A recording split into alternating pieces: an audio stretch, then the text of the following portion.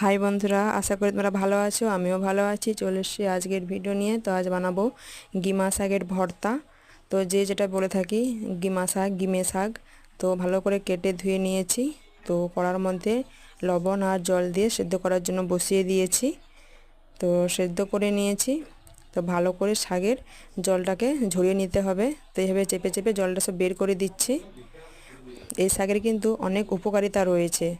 আর এই গরমের সময় তো মুখের একটা স্বাদ একটা আলাদাভাবে আনে। তো দারুণ লাগে খেতে। তো আমি সব শাকটা জল ঝরিয়ে নিয়েছি।